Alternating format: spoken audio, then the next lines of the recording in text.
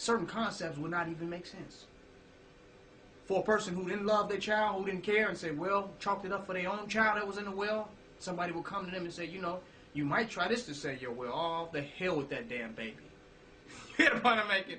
They could come to them with different strategies to say, well, maybe if you reach a rope or take your clothes and tie them all together and throw them down in the well, and maybe you can pull yourself down and pull your child up. A person who don't care about their child is going to be like, the hell with that child. I'll have another one.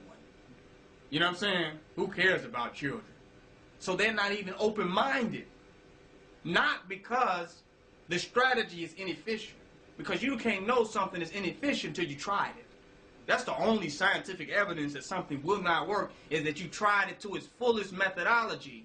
And then when you got to the fullest methodology of it, you saw that it did not work. So you can't see if something worked that you're not going to put into effect. But the mere love would make you try any strategy that was put forth before you to work it to its end. To say, well, I guess it didn't work. I'll try something else. So these people who begin to discredit strategy, like they're supreme intellectual thinkers, and they're very sophisticated and philosophical, they reject the strategy of nation building and revolution. Those people don't care. Because you cannot reject something that you have not tried. You have not put any effort into. It's only a guesstimation. It's only assumption. Because the things that we are doing as nation building, nobody has ever done them before. So what strategy applies? What type of thinking can you apply to something man has never done before? None. The only thing that could stop them or hinder them is the fact that they really do not care. And they are more overjoyed and more happy with the experience of white supremacy and imperialism than they are moved by the transformation of their people into a higher state and a higher condition. This is the only reality that we can see. This is the only thinking that we can apply to that. You cannot give up on something that you have even yet to try, that you have yet to push to its max. So it's only after those people, only can those people be considered strategists or strategize or real thinkers who will get on board to push each strategy and methodology to an exhausted state, to the end, to the finality. If they have no desire to push the methodology to its finality, then they have no evidence of that it's not going to work.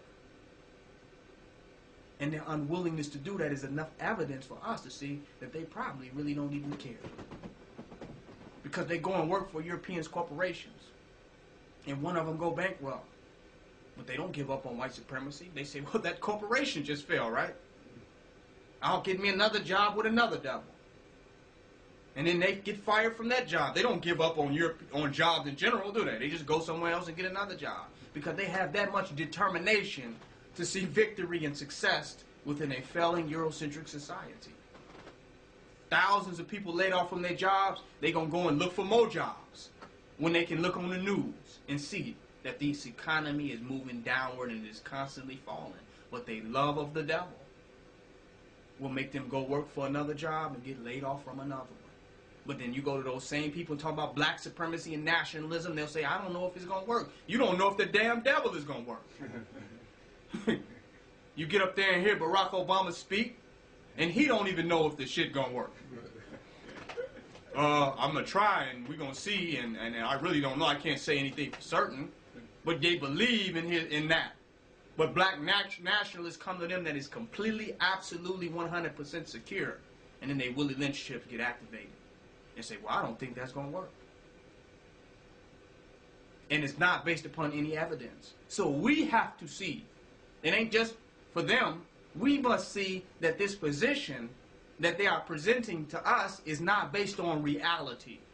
We argue with them like it's realistic, like, well, this is what Garvey did, and this is what Huey P. Newton did.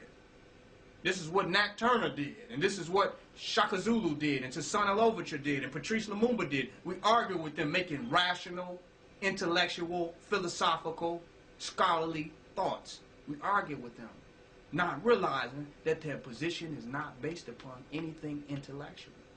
It's based upon heartlessness, apathy, lack of concern, and utter belief in their enemy and in their oppressor. So out of that, we can't get caught up into them. We must begin to put more of our energy towards the exemplification and the manifestation of that which they will not align up with. We must work harder to be diligent examples of a succeeding entity, of a succeeding idea, of a succeeding nation. We must become that. We cannot get caught up into their heartless position. There's no way we can persuade them in their state of heartlessness. They appear as though they have, well, it's just a good position. I've thought about this and it looks like the white man's doing more for me. You ain't thought about a damn thing.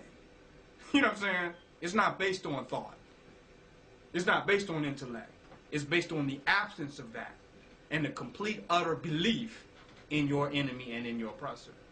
So as revolutionaries, we must now go to people and start to invoke compassion out of them. Because the compassion drives us. When I say compassion, I mean you got to really ask him, do you love and really care about your people? Are you concerned with the future of your race? We got to start moving their compassion. Are you concerned with the people in your community that are dying because you are neglecting your duty as a god? You are neglecting your duty as a goddess, as a warrior. You are neglecting your responsibility to build for your own people. We must now move them emotionally. We must begin to move their hearts because their minds is not where they're operating out of. Their minds is not going to get them there. Their minds is not going to evolve them. It's when they awaken their heart to the reality of the situation. Some people look at the red, black, and green flag and see a historical concept. Well, that's a flag of our history and of this, that, and other. Somebody see the flag and their heart pumps just off the seeing the red, black, and green flag. The colors move their vibration. The colors move their energy and their frequency just off looking at it.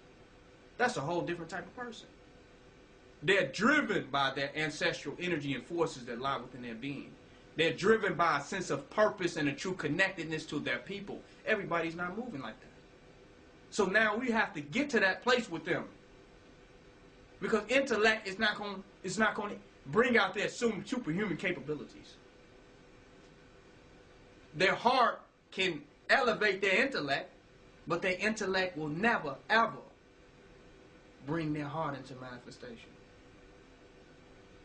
Purely alone. So we have to now come at this whole thing from a different perspective. Because I can watch 50,000 DVDs and I can read 800 more books. But that's not what had me on the path of nation building. What had me on a path of nation building is my very heart is centered in the transformation of the condition of our people. And I will allow my mind to evolve. I will allow my body to evolve. Physically, build myself up. Mentally, develop my mind, develop my skills, develop my consciousness. But it is the heart that centers it. Do you all see the point I'm making? You can go into an infirmary full of sick people and you don't know anything about healing. But if you have the heart, you will now have started the process of becoming a true healer. Because if you care, the knowledge will reveal itself to you. If you have a real concern and a real heart, you'll find the information relative to how much you care. I cared about my mother when I originally became an herbalist. I was concerned about her health.